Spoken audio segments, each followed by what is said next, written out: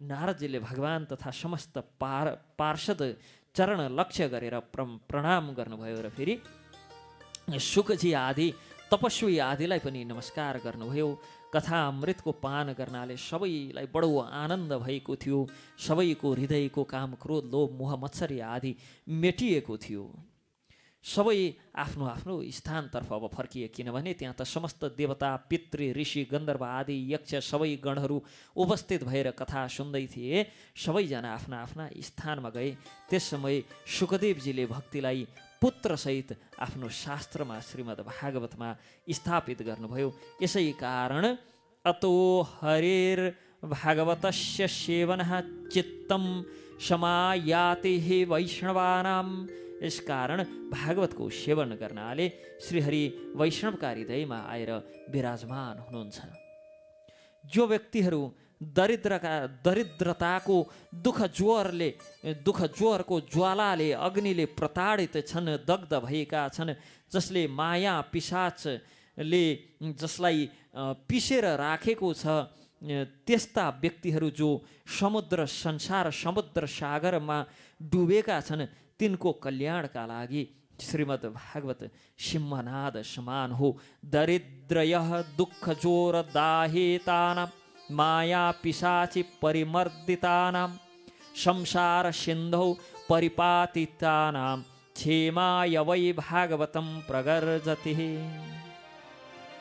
भागवतको गर्जनले मात्र पनि जो दरिद्रताको दुःखजोरको ज्वालाले दग्ध भएका छन् तिनले शीतलता प्राप्त गर्छन्। अनि जसलाई माया पिशाचिनीले नित्य पिसेर घट्टोमा पिसे जसरी जो जीवन मायाको त्यो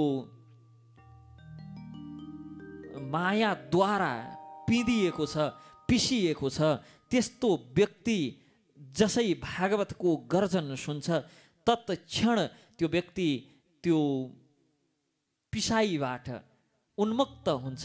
अनि जो व्यक्ति यो संसार समुद्रमा डुबेको छ, संसार चक्रमा फसेको छ, त्यो व्यक्ति जसै श्रीमद् भागवतको सिंहनादको श्रवण हुन्छ तत्क्षण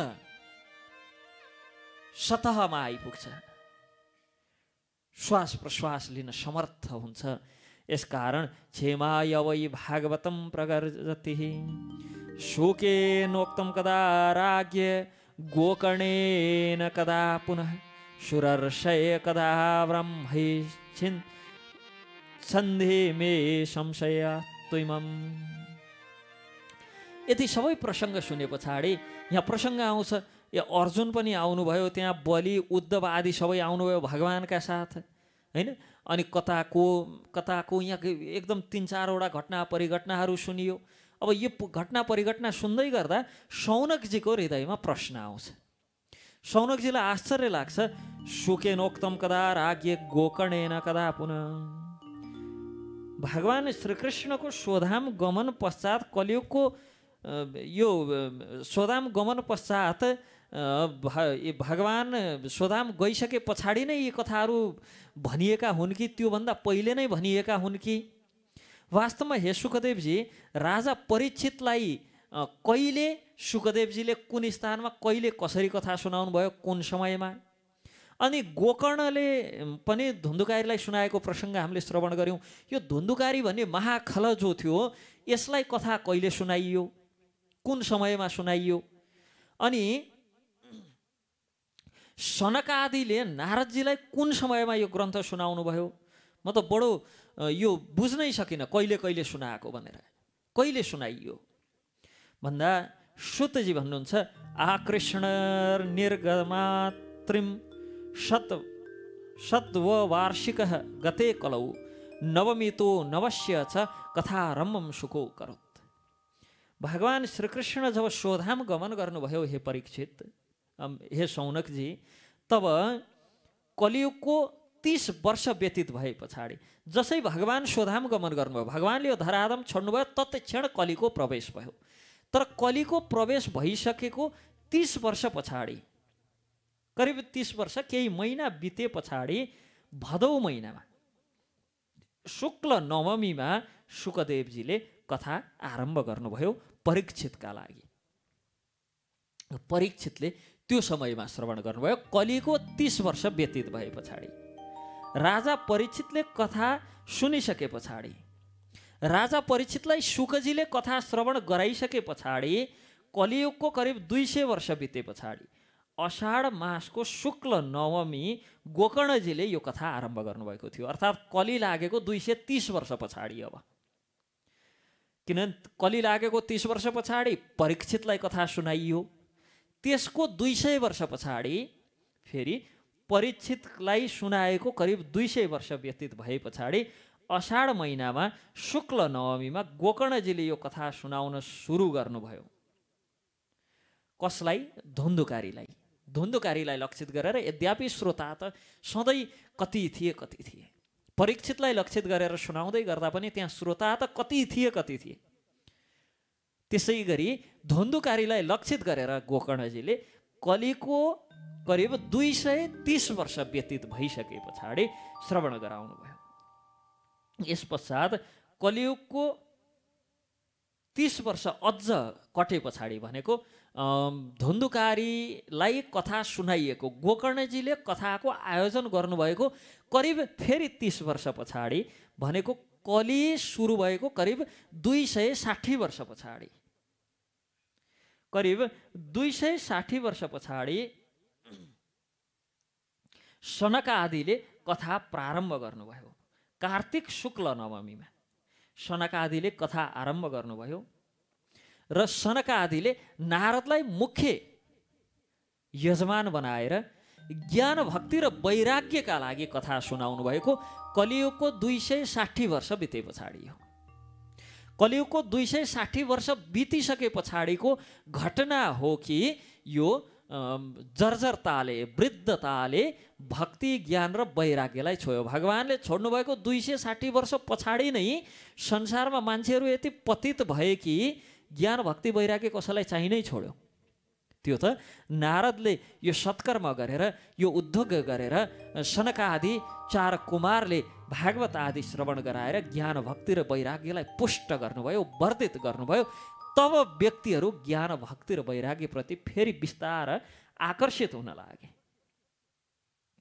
र यस प्रकार यो कलियुगमा कलो भागवती वार्ता भवरोग विनाशिनी, यो कलियुगमा भागवतको कथा यो भवरोग विनाश गर्नका लागि रामबाण औषधि हो। यो भवरोगको लागि, यो भवरोग विनाश गर्नका लागि अन्य कुनै औषधि छैन। भवरोगको निदानका लागि संसारमा कुनै औषधि छ भने कलौ भागवती वार्ता, यो भागवत कथा नै एक मात्र औषधि हो। कृष्ण प्रियम सकल कल्मष नाशनम च मुक्त्य कहे तुमीह भक्ति विलासकारी संत कथानकमिदं पिबतादरेण लोके हि तीर्थ परिशीलन सेवया किम। हे सन्तजनहरू, हजुरहरूले आदरपूर्वक यो कथाको पान गर्नुहोस्, यो कथा अमृतको पान गर्नुहोस्। यो श्रीकृष्ण प्रियम सकल कल्मष नाशनम, किनभने यो कथा श्रीकृष्णलाई प्रिय छ। भगवान श्रीकृष्ण चन्द्रलाई अत्यन्त प्रिय यो कथा सकल कल्मष नाशनम, सम्पूर्ण कल्मष पाप आदिलाई नाश गर्ने र मुक्तिको एकमात्र कारक एवं भक्ति विलासकारी, भक्तिलाई बढाउने, मुक्त्यका हेतुमिह, मुक्ति हेतु पनि यही कथा हो र भक्ति विलासकारी, भक्ति बढाउनका लागि पनि केवल यही कथा मात्र उपाय छ। लोकमा अन्य अरू कुनै पनि, लोके हि तीर्थ परिशीलन सेवया किम, लोकमा अन्य कल्याणकारी आदि साधन विचार गरेर अनेक प्रकारका तीर्थ आदिको सेवन गरेर के लाभ हुने? वास्तविक लाभ त श्रीमद् भागवत कथा श्रवणमा मात्रै छ। सो पुरुषम अपि वीक्ष्य पाशहस्तं वदति यमः किल तस्य कर्णमूले।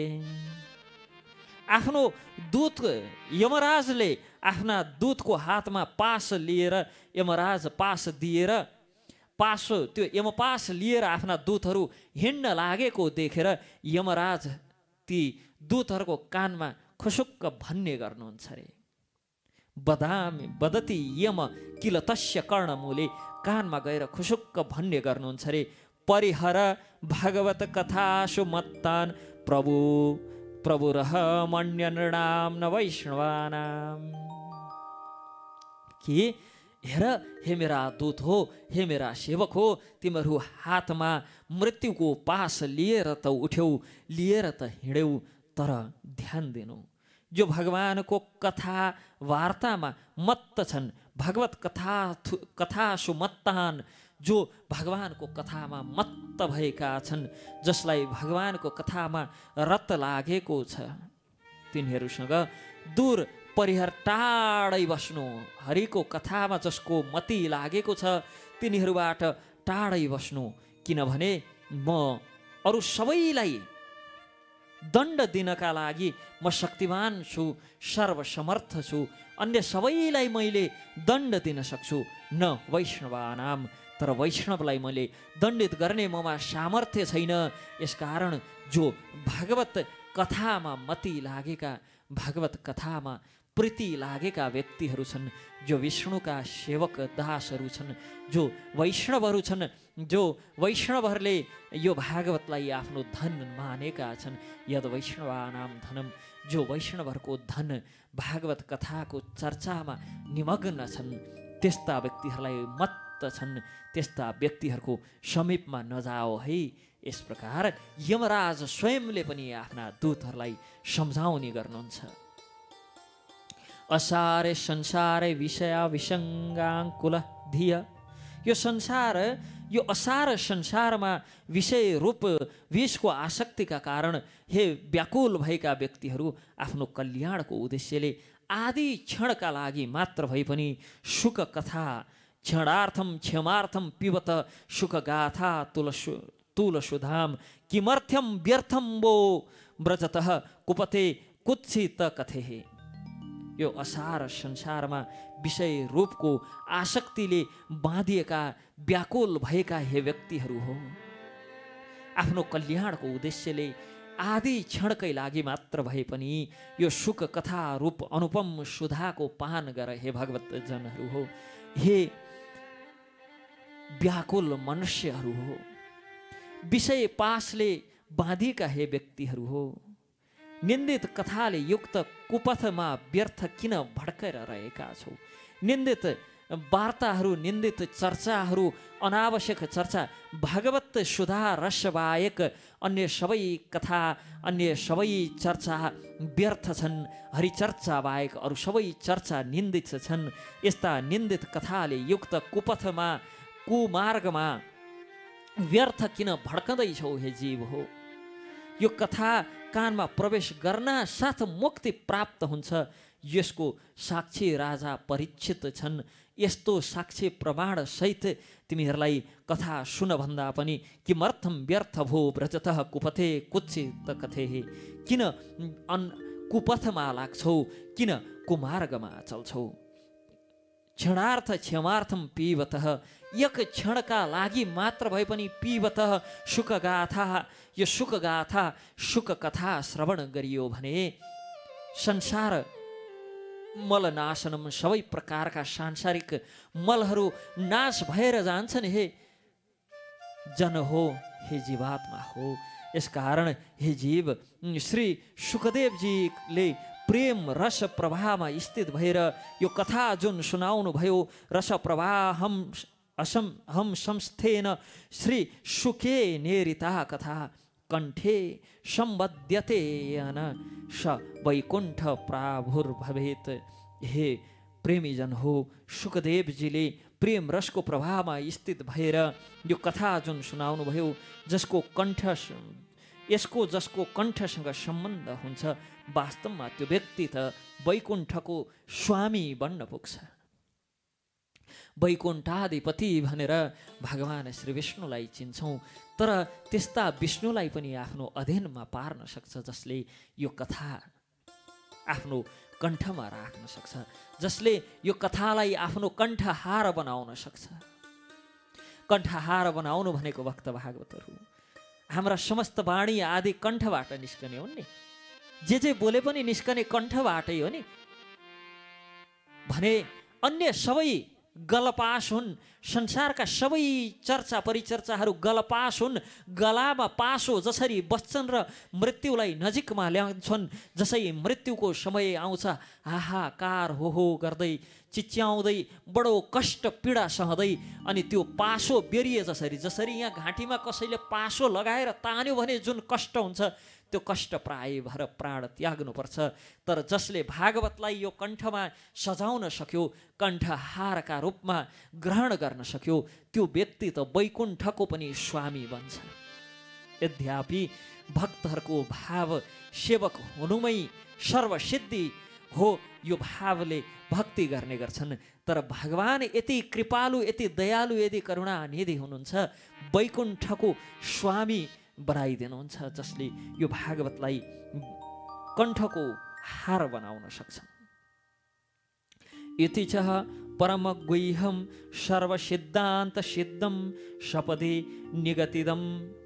निगदितं ते शास्त्रपुञ्जं विलोक्य जगति सुखकथा तो निर्मलं नास्ति किंचित पीव परसुख हेतुर 12 स्कंदसारम।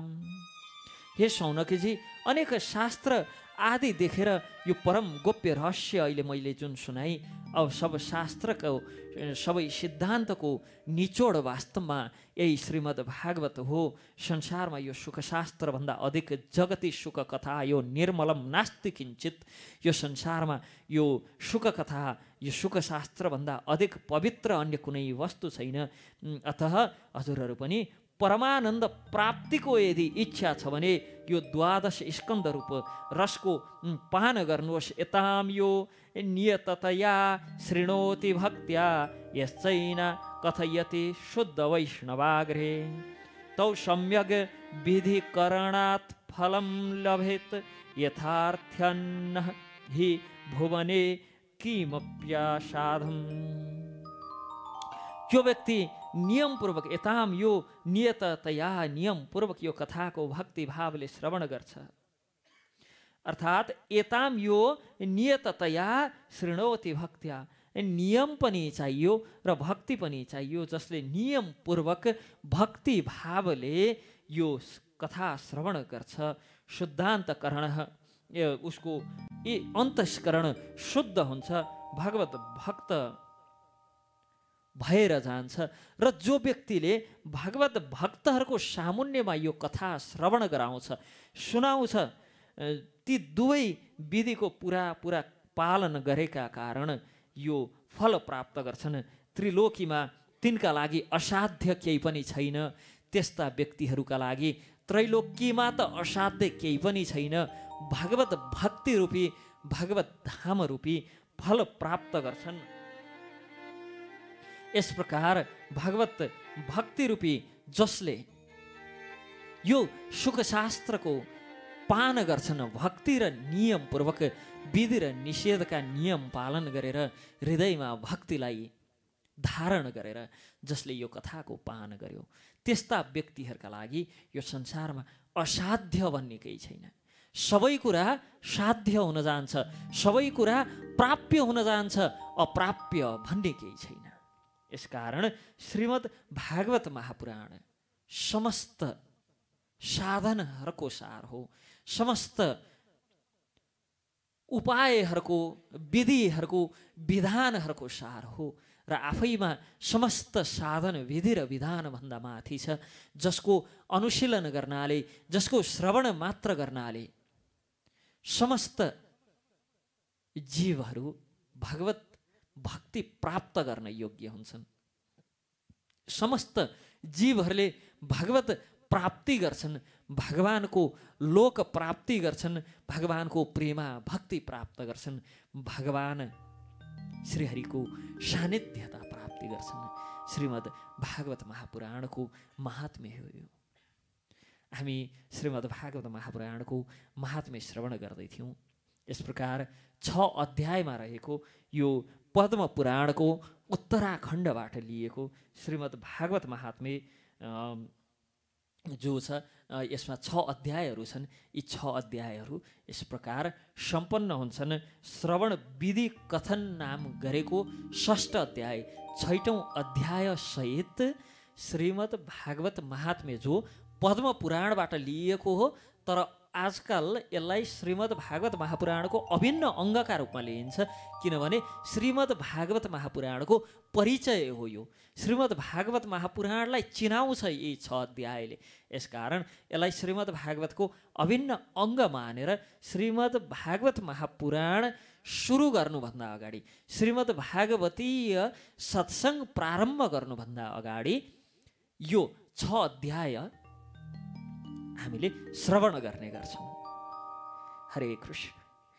समस्त भक्त भागवतहरू, हामी श्रीमद् भागवत महापुराण यो सत्सङ्ग जो गर्दैछौँ, सत्सङ्गको मुख्य उद्देश्य सधैँ हरिप्राप्ति हेतु हरिको प्राप्ति गर्नु हो। कृष्ण प्रेम प्राप्तार्थम, कृष्णको प्रेम प्राप्ति गर्नु हो सत्सङ्गको उद्देश्य। जीवलाई योगमा स्थित गराउनु हो, भक्ति योगमा स्थित गराउनु हो, अर्थात् जीवलाई भक्तिको मार्गबाट भगवान श्रीहरिसँग सम्बन्ध जोड्नु हो जीवको।